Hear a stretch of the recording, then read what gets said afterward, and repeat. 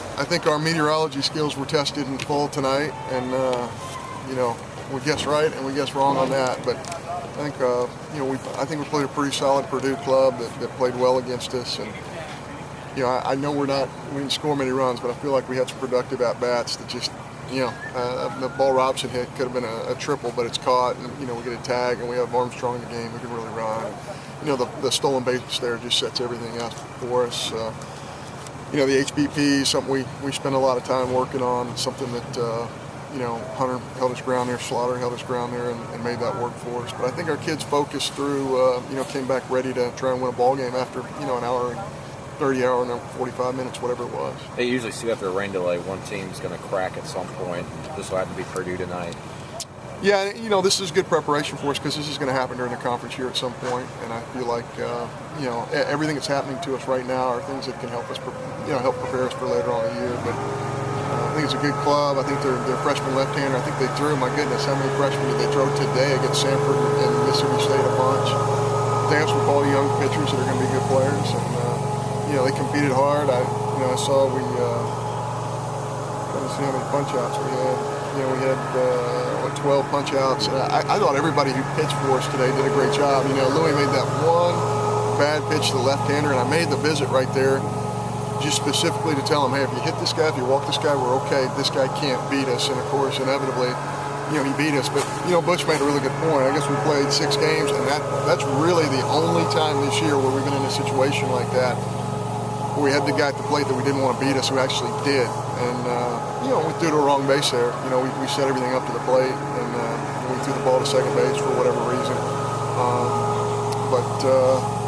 I thought for the most part, out of that rain delay, we did a nice job of focusing in and doing what we needed to do to win a baseball game.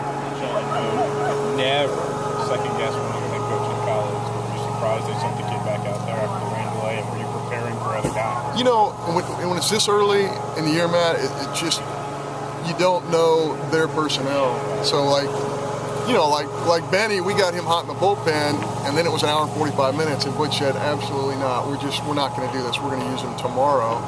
So, we know our personnel, but we don't know their personnel. So, maybe that kid, maybe he's done that before and done it well. But I will say this, it's hard to do.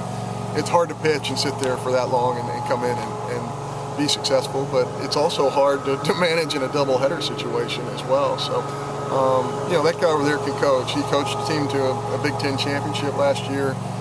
He's coaching big-time draft picks, and I have a tremendous amount of respect for folks, and you know this better than anybody. They play in the South and they go back home for a week, and then they come back down to the South, and they come down here and they play essentially error-free baseball for 18 innings. They put one error there, but on the throwaway. But they're a good ball club, and they're going to get better because they have a lot of good freshmen on their club. How about Holder? I mean, his punch-outs.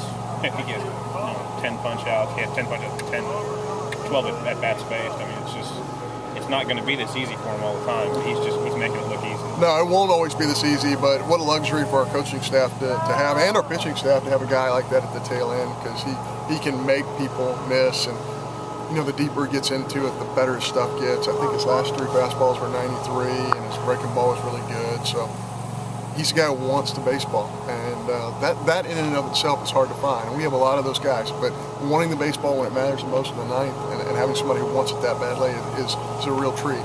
There just aren't that many guys like that in college baseball, and we're really happy he's here at Mississippi State. Boy, it seems like you had a lot of things you were asking Robson to do there that you would ask a veteran to do. I mean, he just seemed like he's very, very mature. Yeah, we're going to run there, and he fakes a bunt for us to try and disturb the catcher a little bit and get a throwaway. We talked through that. He does a good job. He hangs through some good 2-strike pitches, and then he hits a missile down the line. I think that guy was really positioned well, or he got a great jump, one of the two, because I'm thinking that's a double, like right off the bat, and it gets caught. That happened a lot for us today. That last ball Frazier hit, I thought, is a double, and somehow it finds glove. But when those things start falling for us, I think offensively we're going to start clicking a little bit, because I think for the most part we're putting ourselves in a position to be successful.